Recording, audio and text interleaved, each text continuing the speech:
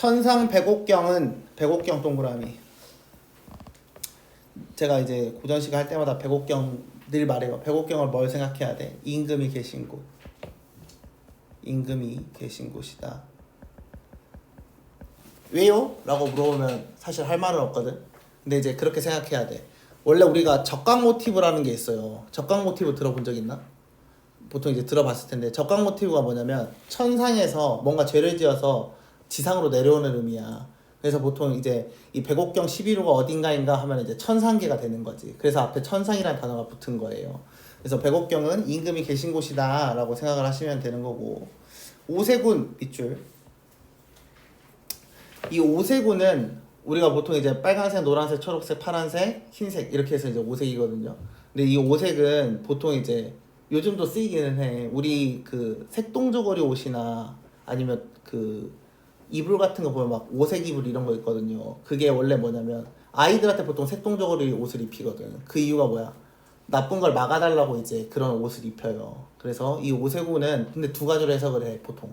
첫 번째는 그만큼 신성한 곳이다. 뭐가? 저 백옥경이. 오케이. 첫 번째는 백옥경이 신성한 곳이다. 의미. 두 번째는 이 오세군이 구름이란 말이야. 근데 뒤에 보시면 자청전이라는 곳이 가려져 있다라고 되어 있어. 그래서 이건 이제 장애물이다라고 해석을 할 때가 있어요. 근데 보통은 요즘은 이 오세군을 그냥 구름이라서 가렸다라는 표현 때문에 보통은 부정적이다, 장애물이다라고 해석을 합니다. 그래서 오세군의 장애물이라고 좀 더 적어주시면 좋겠고, 자청전의 밑줄. 자청전은 이제 고전 시가에서 주로 자청전이라는 단어가 나오면은 이제 그 신선들이 사는 곳이에요. 신선들이 사는 곳. 그래서 신선들이 사는 곳이다라고 보시면 되고, 천문구만리 밑줄 뭐가 돼? 이건 거리감이 되겠죠. 거리감. 꿈에라도 갈동 말동, 갈듯 말듯 하다 라고 표현을 하고 있습니다. 그래서 여기까지 자르고, 그래서 여기까지는 뭐예요? 저기 백옥경과 자청전에 대한 거리감을 드러냈어요. 그러니까 임금이 계신 곳에 대한 거리감이야. 그럼 여기서부터 뭘 생각해야 돼? 화자는 뭐 임금이랑 가까이 있지 않구나 라고 생각을 해야 돼요. 그래서 여기서 딱 알 수 있는 게 유배, 바로 유배문학이구나 라고 생각을 할 수 있어야 합니다. 그래서 이 작품은 대표적인 유배 가사 중에 하나예요. 자, 그래서 여기까지 내용이 한번 잘라지고, 차라리 죽어져서 억만번 변화의 밑줄. 억만번 변화하는데, 우리가 보통 죽고 다시 태어나서 다음 생에는 이라는 시가 나오면, 시에서 이런 내용이 나오면 보통 뭐 생각하지? 윤회사상을 생각해요. 여기에 윤회사상이라고 적어봅시다. 윤회사상 가로 열고 불교. 그래서 불교적 관점이다 라고, 불교적인 관점이 쓰였다 라고 생각해야 돼. 근데 이제 또 고전시가 보다 보면 이거 조선시대 글인데요 왜 불교가 있죠? 라고 생각할 수 있어. 그럼 조선시대는 뭔데? 유교인데요? 이렇게 생각할 수 있단 말이야. 그치만 이런 거죠. 원래 도교도 그렇고 불교도 그렇고, 원래 불교 어디서부터 있었어? 신라시대에도 있었고 그 전부터 있었어. 그래서 다양한 사상들이 문학작품에 실려 있다라고 보시면 돼요. 남산 늦은 봄에 두견새에 넋이되어, 두견새의 동그라미. 이게 뭐야? 화자의 분신이지. 왜? 위에서 죽어서 뭘로 태어난대? 두견새로 태어난대. 그래서 화자의 분신이 되어 이화까지. 이화가 뭐라고 설명했었지? 이화가 바로 배나무입니다. 배나무. 밤낮에 못 울면, 원래 울어야 돼. 근데 울지 못했지. 그럼 뭐야? 우는 거 자체가 뭐야? 임에게 내 마음을 전달하고 싶었던 행동이었어. 근데 이걸 울지 못하게 되었다 라고 한다면 뭐 하겠대? 삼청동 안에 저문 하늘에 구름이 된대. 구름의 동그라미. 구름이 그럼 뭐야? 두견새 돼서 못 울면 다시 죽어서 뭐가 되겠다? 구름이 되겠다. 그래서 얘도 화자의 분신이 되는 거죠. 이해되나요? 네. 바람에 흩날려서 자미궁에 날아올라 옥황 향안전에 지척에 나가 앉아. 향안 밑줄. 이 향안은 원래 뭐냐면 제사 때 쓰는 책상이거든요. 제사 때 쓰는 책상이야. 우리 왜 불교나 뭐 여러 종교 같은 거 가면 앞에 가서 막 기도하잖아. 그치? 그런 내용이야. 그래서 그 향안전에, 전이 앞에, 지척이 무슨 단어일까? 가까이에요. 가까이라고 적어주고, 단어 하나씩 알려주면 그냥 아 그런 단어구나 하고 기억하시면 돼요. 그래서 가까이 나가 앉아 흉중 밑줄. 흉중은 뭘까? 우리 흉상 들어봤나? 흉상? 이 가슴 윗부분으로 우리가 동상 같은 거 만드는 걸 흉상이라고 하거든요. 그럼 이 흉중은 뭐야? 가슴 흉자야. 그래서 마음속이에요. 마음속. 흉중은 마음속이라는 뜻입니다. 마음속에 쌓인 말씀을 실컷 아르리라. 아르다 말하다죠. 그래서 아르리라. 리라의 밑줄 뭐예요? 의지가 드러났다. 여기까지 잘라보자. 자, 그래서 앞부분 첫 부분에서 뭐야? 아 임금이랑 너무 멀어요 라고 설명을 했던 거고, 두 번째는 뭐예요? 나 할 말이 너무 많아. 그래서 어때? 다시 죽고 태어나서라도 할 말 하고 싶어. 이런 이야기가 되는 거지. 오케이. 동그라미 감탄사죠. 영탄이다 라고 보시면 되고요. 영탄적 어조다. 이내 몸이 천지간에 늦게 나니, 이 천지간에 늦게 난다는 말은 하늘과 땅 사이에 늦게 났다, 늦게 태어났다야. 오케이, 늦게 태어났어. 시대적으로 나는 늦게 태어났어 라는 설명이 첫 번째고, 두 번째는 원래 이 박일로가 되게 나이가 들어가지고 늦게 관직에 올랐거든요. 그래서 그런 내용으로 설명할 수 있는데, 그런 거는 나중에 보기 지문에서 박일로에 대한 생애가 나타나면 그걸로 해석을 하시면 되고, 여기서는 그냥 늦게 태어났다의 의미로만 해석을 하시면 되겠습니다. 늦게 태어나서 황하수가 막담하는 초객 동그라미 후신인가 후신 밑줄, 이게 뒤후에 몸 신자거든. 그래서 초객이 태어난 후에 그 정신과 몸뚱아리를 이어받은 내가 사람인가 이런 거야. 우리가 혹시 우리가 뭐의 후에 이런 말 들어봤지? 후에 이거랑 같은 말이에요. 그래서 후신인가, 그래서 초객에 뭔가를 이어받은 것인가. 상심도 한이었고 가태부 동그라미 가태부의 넋이런가, 그럼 가태부의 영혼을 내가 가지고 있는 것인가 라고 이야기를 하고 있어. 그럼 이거 뭐야? 서리법이지. 초객의 후신인가 가태부의 넋이런가 이런 이야기를 하고 있습니다. 그래서 초객과 가태부는 이제 뒤에 문제에서도 나왔겠지만 그 중국에 있던 인물들이에요. 그래서 이 시에서 뭐가 쓰였다? 중국의 고사가 쓰였다 라고 보시면 됩니다. 중국의 고사라고 적어주시고, 고사라는 단어는 이제 옛날 이야기다 라는 이야기예요. 근데 그 고전 시가에서 우리가 알지 못하는 등장인물들이 막 등장하거나 알지 못하는 사건들이 등장해. 그러면 대부분은 뭐야? 중국의 고사를 인용한 것이다 라고 생각을 하시면 되겠어요. 그래서 실제로 우리나라 이야기를 다시 쓰진 않아. 알겠죠? 가태부의 넋이런가 라고 되어 있어요. 근데 아까 문제에서 이제 봤으면 알겠지만 초객과 가태부는 뭐에 대한 이야기야? 귀양살이를 했던 애들이야. 오케이? 그래서 아까 맨 처음에 뭐라 그랬지? 유배가사라고 설명을 했죠. 그래서 여기서 이제 그게 직접적으로 드러나게 되는 거죠. 한숨은 웬일인가? 형강은 고향이라. 형강은 고향이라의 밑줄. 그래서 내 고향은 어디다? 형강이다. 근데 나 뭐하고 있다? 유배하고 있다. 그래서 그 아랫줄에 10년을 유락하니, 10년을 유락 밑줄, 나 몇 년 동안 유배했다? 10년간 유배했다. 10년 유배라고 생각을 하시면 되고, 백구와 벗이 되어의 밑줄, 여기에 뭐 써야 돼요? 물화일체, 컴마 의인화 라고 적어주시면 되겠습니다. 이제 백구는 보통 우리가 이제 시에서 만날 수 있는 백구라는 단어가 세 가지가 있어요. 첫 번째, 이 백구, 뭐 하얀 갈매기. 두 번째, 뭐 진짜 백구, 흰 독, 흰 개. 그 다음에 세 번째, 하얀색의 항구, 흰 항구다, 눈 내리는 항구다. 이렇게 보통 세 가지가 있거든요. 근데 고전 시가에서 벗이 되었다 할 때의 백구는 다 뭐야? 갈매기야.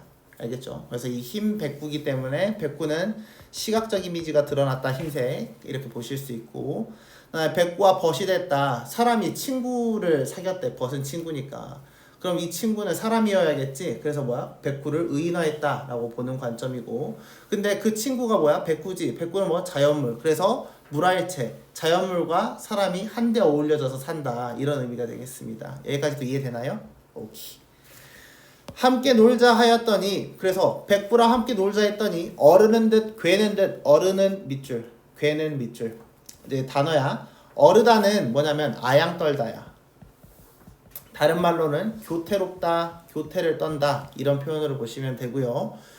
괴다, 괴실한데 이런 것들은 다 뭐냐면 괴다는 뭐예요? 사랑에 대한 이야기입니다. 그래서 아양을 떠는 듯 사랑하는 듯 하다라는 이야기가 되겠어요. 남다른 임을 만나 남다른 임 밑줄. 자, 근데 이제 여기서 이제 조금 이제 한번 헷갈리지 않고 한번 들어봐봐. 앞부분에서 백옥경이 있었어. 그치? 백옥경이 있었어. 거기에 뭐였어? 임금이 있는 곳이었지? 근데 이번엔 남다른 임이래. 그럼 뭐야? 왕권 교체가 일어났다는 이야기야. 이해되나요? 그래서 여기서의 이 남다른 임은 이제 다른 임금, 다음 후대 왕이다 라고 보시면 되겠습니다. 남다른 임을 만나 백화성 백옥당, 백옥당 그냥 당이라고 되어 있으면 집이에요, 집. 꿈조차도 향기롭다. 꿈조차 향기롭대. 뭐야 이거? 향기롭다 후각이죠. 그래서 이것도 뭐라고 볼 수 있을까? 원래 꿈은 이제 추상명사잖아. 그렇지? 그래서 추상적 관념이 구체화다라고 볼 수도 있습니다. 오색실에 이음이 짧아서 임에 옷은 못하여도 옷은 못할 때 그럼 뭐야? 이 옷은 뭐가 돼? 화자의 마음을 전달하고 싶은 매개체가 되는 거고요. 바다 같은 임의 은혜 추호나 갚으리라. 뭐야? 임금의 은혜를 갚고 싶다라는 의지가 드러나는 거죠. 갚으리라의 밑줄 의지. 자, 백옥 같은 인의 마음 임 위하여 지켰어. 그럼 임을 위하여 지켰대. 그러니까 바로 뭐가 나와야 돼? 지조와 절개에 대한 생각이 나와야 돼. 이해돼? 지조와 절개. 그래서 여기서 지조절개 써주시고, 장안은 이제 보통 성안이다 라고 생각하시면 됩니다. 장안의 어젯밤에 무서리가 마구 내렸대. 무서리가 뭐냐면 좀 무른 서리 같은 거예요. 그래서 차가운 것들이거든. 눈 비슷한 서리가 내렸다 할 때 그 서리야. 그럼 이 무서리가 내렸으니까 갑자기 차갑게 만들어졌어. 근데 뒤에 보시면 일모 수죽이에요. 그래서 일모가 해가 저물 무렵에 대한 뜻이고요. 그래서 수죽의 취수도, 이 취수는 옷 소매에 대한 이야기입니다. 옷 소매가 냉박후나 차갑다라는 이야기야. 그럼 뭐야? 나 차가움을 느끼게 됐어. 뭐 때문에? 저 무서리 때문에. 그럼 저 무서리는 뭐야? 부정적 이미지가 돼야 돼. 그래서 무서리는 화자와 반대되는 부정적 이미지다 라고 보시면 되고요. 이 부정적 이미지는 흔히 이제 우리가 이제 작품의 배경에서 본다고 하면은 무오사화가 되겠습니다. 무오사화. 무오사화라는 건데 그냥 나쁜 일이 있었다 라고 생각하시면 돼요. 무오사화에 디테일하게 알 필요는 없고. 자, 냉박후나 유란의 동그라미. 유란이 이제 란이 우리가 사군자 상현 혹시 사군자 들어본 적 있냐? 사군자 들어본 적 없냐? 매화난초 국화 대나무 못 들어봤어? 오케이. 우리가 사군자가 있거든요. 혹시 저번 주에 사군자 설명했나요? 안 했죠. 사군자 써보자. 사군자. 우리가 흔히 이제 유교에서 지조와 절개를 의미하는 상징적인 시어들이 있어요. 사군자, 매화, 난초, 국화, 대나무 이런 것들이 있습니다. 그리고 이제 사군자의 플러스 알파로 우리가 뭐 소나무라든지 그다음에 뭐 잣나무 이런 것들이 나오면 지조와 절개를 상징하는 시어들이다라고 설명을 해요. 그래서 여기서 유라는 난초에 해당하는 겁니다. 난초. 그래서 난초라서 뭐야? 지조와 절개가 되는 거지. 난초, 지조, 절개. 자, 그래서 유란을 꺾어지고 임계신대를 바라봤어. 내가 난초를 손에 쥐고 임계신대를 바라봤다 했으니까 뭐에 대한 이야기야? 나는 지조와 절개가 쩐다라고 이야기를 하고 있다는 거죠. 이해되나요? 근데 심지어 이 부분을 이제 지조와 절개라고 할 수 있다. 그 부분을 체크할 수 있는 게 아까 그 백옥 같은 이내마 위미화에 지켰더니 이 부분 있죠? 그 부분을 통해서도 지조와 절개가 있는 사람이다라는 걸 알 수 있었죠. 약수 밑줄 별표. 약수도 중국의 고사입니다. 약수라는 단어가 나오잖아. 그럼 무조건 단절이야. 왜? 약수 때문에 내가 그쪽으로 갈 수가 없거든. 서로 만날 수가 없게끔 만드는 가로막는 장애물이 약수예요. 그래서 약수가 가려진데 구름길이 험하구나 라고 되어 있으니까 진짜지 그 구름길이 험해서 내가 갈 수 없다 라는 현실을 표방하고 있다는 거죠. 이해됐죠? 초수남관이 고금의 한둘이며 백발황상에 슬픈 일도 많고 많다. 고금의 밑줄. 고금이라는 건 뭐예요? 예부터 지금까지. 초수난관, 백발황상 이거 다 뭐야? 유배당한 이야기들이야. 유배당한 이야기들입니다. 그래서 이것도 다 뭐다? 중국의 고사들이 활용되었다. 중국 고사다라고 체크를 해주시면 되고요. 그래서 지금까지 한둘이겠냐라고 이야기했어. 그럼 뭐야? 많다는 이야기죠. 그 다음에 슬픈 일도 엄청 많다. 그래서 뭐예요? 나처럼 유배당한 놈들이 많았다라는 내용이 되는 거고, 건곤이 병이 들어 혼돈이 죽은 후에 하늘이 침울할 듯 관색성이 그 아래 해석 보시면 뭐라고 되어 있어요? 거기가 이제 그 귀양, 유배에 대한 별이다라고 되어 있죠. 그래서 옛날에는 이제 그 토테미즘 이제 신앙 그런 무속 신앙 이런 것들을 많이 믿었기 때문에 천문학 점괘 보고 하는 거 있잖아요. 그 점에서 관색성이 비쳤다라고 하면은 보통 이제 유배살이를 한다라고 되어 있고, 그다음에 우리가 이제 다른 이제 시어 중에서 북두성이다 이런 게 있으면 북두성 다 뭐야? 늘 그 자리에 있어. 그래서 임금에 대한 것이다라고 생각을 하시면 됩니다. 그래서 관색성이 비추는 듯 고정 의국에 원망과 울분만 쌓여 있어. 원망과 울분 밑줄. 나 뭐만 가득하대? 원망과 울분만 가득하대. 그래서 오른쪽 페이지에 작품 제목 보실까요? 만분가라고 되어 있죠. 모든 것에 1만 만자예요. 분이 분노하다. 가가 노래 가자예요. 그래서 모든 것에 분노하는 이야기가 되는 거죠. 이해됐죠? 차라리 한눈이 먼 말같이 눈 감고 살고 싶다. 한눈이 멀어버린 말처럼 눈 감고 살고 싶대. 왜? 사람들이 나를 괴롭혔거든. 유배당했거든. 창창막막하여 못 믿을 건 조화로다. 조화의 밑줄. 조화는 이제 하늘을 뜻합니다. 하늘. 그래서 하늘, 조물주 이렇게 생각을 하시면 되고요. 믿을 수 없는 건 조화로다. 왜? 나 옛날에 한때 잘 나가는데 지금은 뭐하고 있어? 유배당했기 때문이야. 근데 이러나 저러나 하늘을 원망할까? 하늘을 원망할 수는 없다는 이야기죠. 그래서 여기 원망할까의 밑줄 뭐예요? 뭐가 쓰였다? 원망할 수 없다. 서리법이죠. 하늘을 원망할 수는 없다라고 되어 있어요. 그래서 뭐다 이거는 그냥 뭐 운명론적인 관점이다 이렇게 봐도 상관은 없습니다. 자, 오른쪽 페이지 봅시다. 큰 도적도 성이 놀고. 도적 동그라미. 도적 긍정이야 부정이야? 부정이지. 나쁜 놈들이야. 그렇지? 그래서 여기서는 이제 보통 이 도적은 나라를 빼앗은 놈들이나 아니면은 간신배들을 의미하게 되는 거고요. 성희, 몸 성희 잘 지내세요라고 할 때 성희는 잘 살고 있다는 의미예요. 백이도 굶어 죽으니. 백이 동그라미. 우리 고전 시가에서 수양산 바라보며 백이와 숙제를 하노라 이런 작품이 있거든요. 그래서 이 백이는 지조와 절개를 대표하는 중국인이에요. 지조절개. 그래서 이 백이가 지조와 절개가 엄청 훌륭한 사람이야. 그래서 중국 고사가 쓰였다. 여기서도 보시면 되고요. 그래서 지조와 절개가 훌륭한 사람인데 어때? 굶어 죽었대.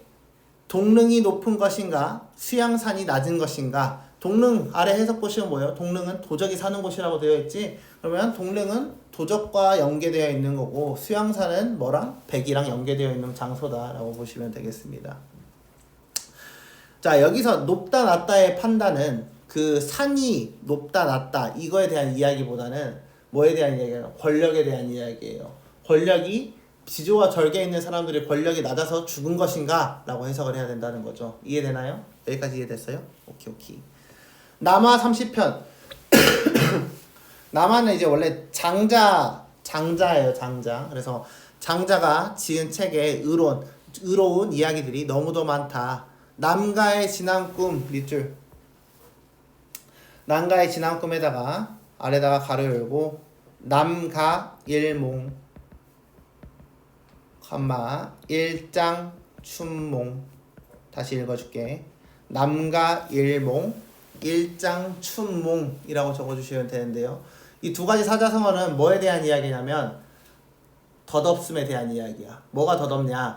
이 일장춘몽과 남가일몽은 한때 잘 나갔던 이야기야. 근데 지금은 그렇지 못해서 한여름밤의 꿈과 같구나 라는 이야기거든요. 그래서 이제 과거에 본인이 잘 나갔을 때, 벼슬 했을 때 그게 뭐다? 생각하면 싫고 밉다. 왜? 그것 때문에 내가 유배왔기 때문이죠.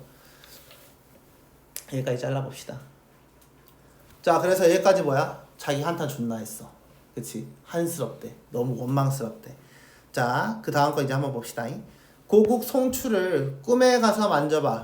고국이 이제 그리워하는 장소지. 그래서 고향에 대한 이야기다 라고 생각하시면 되고, 꿈 동그라미. 꿈에 고국을 만져보고 선산의 무덤을 깬 후에 생각했어. 꿈에서 깬 후에 선산 밑줄. 선산이 뭐지? 우리 선산 들어본 적 있나요? 선산. 우리 집안의 선산은 원래 이 선산이라는 거는 대대손손 이어지면서 산에다가 그 가족들을 묻는 데야. 그러니까 죽어서 묻는 거야. 산채로 말고 죽은 후에 거기에다가 이제 묘를 이제 만드는 게 선산이거든요. 그래서 선산의 무덤을 깬 후에 생각했대. 그럼 뭐에 대한 생각이야? 조상들에 대한 생각이야. 이 부분은 집안 조상들에 대한 생각입니다. 구회 간장 밑줄. 간장이라는 건 실제로 뭐예요? 우리가 가지고 있는 장기에 대한 이야기예요. 간과 장에 대한 이야기입니다. 간과 장에 대한 이야기예요. 구비구비 끊어졌네 밑줄. 무슨 말일까? 간장이 끊어졌다는 이야기는 이코르 단장이라고 씁시다. 단장. 우리가 그 이제 고전 시가를 보면 단장이라는 단어가 쓰일 때가 있고 구곡간장이라는 단어가 쓰일 때가 있고 그 다음에 장이 썩어 들어간다 이런 표현을 할 때가 있단 말이야. 이때는 다 뭐야? 슬픔이야. 알겠죠? 그래서 창자가 끊어지는 슬픔이다 이렇게 생각을 하시면 돼요. 이해됐죠? 그래서 뭐야? 조상들에 대해서 죄송해하다고 생각을 하고 있다는 거지. 왜? 이 사람은 집안이 양반이라서 다 대대손손 양반 놀이를 했어. 근데 뭐야 얘는 유배왔지. 그렇기 때문에 조상들에 대해서 죄송스럽다라는 이야기가 되는 거죠. 여기까지 잘라서 조상에 대한 부끄러움 이렇게 씁시다. 조상에 대한 부끄러움.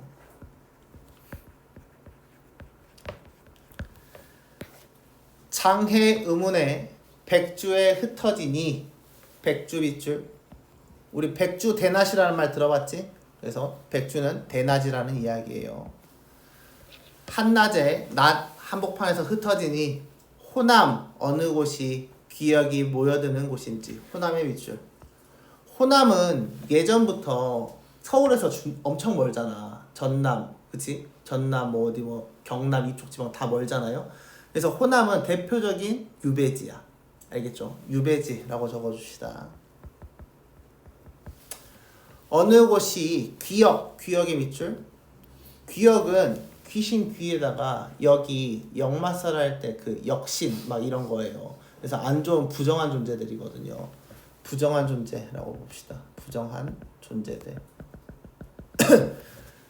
유배지 어디에나 부정한 존재들이 모여든다. 도깨비 두억신이가 싫도록 젖은 곳에 백옥 밑줄. 여기서의 백옥은 백옥경 할 때 그 백옥이야. 그래서 백옥은 뭐가 돼? 임금이 계신 곳이 돼야 돼.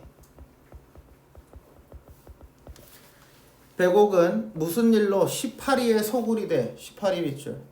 그럼 여기서의 18위는 긍정적이야? 부정적이야? 부정적이어야지. 그래서 여기에서는 임금한테 아양 떠는 간신 반대 세력 이렇게 해석을 해야 됩니다. 소굴이 되고 북풍에 혼자 서서 끝없이 우는 뜻을 하늘과 같은 우리 임이 전혀 살피지 아니 살피시니래. 그럼 뭐야? 임금이 나 생각해 안 해? 안 해. 그럼 나 무슨 상태? 방치된 상태야. 유배당하고. 몽랑과 가을국화 향기가 향기로운 탓이던가. 그러면 여기서의 몽랑과 가을국화 밑줄. 얘네는 뭐야? 간신과 반대 세력이지. 이들이 향기로운 탓이던가 라고 이야기를 하고 있다는 거죠. 이해됐나요? 작품이 좀 어렵죠? 그렇죠? 그래서 이제 이게 유배 가사인데요. 가사는 보통 사음보, 삼음보의 율격을 지니기만 하면은 다 가사가 됩니다. 알겠죠? 그리고 가사의 특징이 있어. 가사의 특징 한번 적어볼까? 가사의 특징 땡땡 종장이래. 미안하다. 종장이 아니라 맨 마지막 줄에 맨 마지막 줄 3543 3544 3543이나 3544의 글자수 배열이 드러납니다. 그래서 마지막 줄에 보시면 몽란과 세 글자지, 가을 국화가 5글자지, 향기로운 4글자, 타시던가 4글자. 그래서 3544라고 해석을 하시면 되죠. 이해됐나요? 여기까지는? 오케이. 네, 3544 그게 어떤 기준으로? 몽란과 3543이어도 되고 3544여도 된다는 이야기야. 글자 수가. 그래서 몽란과 3글자, 가을 국화가 4글자, 5글자지만 음수율이니까 플러스 마이너스 1이 있어요. 오차율 신경 안 써도 돼. 향기로운 4글자, 타시런가 4글자. 오케이? 1번부터 봅시다. 보기와 관련지와 윗글을 이해한 내용으로 적절하지 않은 것은 고전작품 문학 중에는 천상세계와 지상세계의 이원적 구성을 통해 인물 간의 관계를 드러내고 서사적 흐름을 이어나가는 작품들이 자주 존재한다. 이때 천상세계 동그라미, 신성 밑줄, 초월적인 공간으로 지상세계 동그라미, 현실적이고 경험적인 공간, 현실적 경험적 밑줄. 천상세계와 지상세계를 넘나들기 위해서는 변신 모티브가 활용되는 경우가 있다. 변신 모티브란 인간이나 동식물, 사물 등이 원래 다른 모습으로 변형되거나 다른 모습으로 태어난 주인공이 변화해. 그럼 여기서 변신 모티브 아까 앞에서 뭐였어? 구름이랑 두견새였죠? 그쵸? 그래서 이렇게 생각하시면서 읽으면 되고요. 원래 모습으로 돌아가는 이야기 요소를 말한다. 만분가의 경우 주체의 간절한 발언을 드러내기 위해 위와 같은 요소들을 적절히 활용했다. 천상백옥경과 오세군 깊은 곳의 자창정 오광하연들은 천상계의 세계의 공간. 오키. 그래서 옥황향안전에 가서 뭐 한다 했어? 흉중에 쌓인 말씀을 실컷 아르리라 라고 설명을 했었지. 그래서 1번은 맞는 말이 되겠습니다.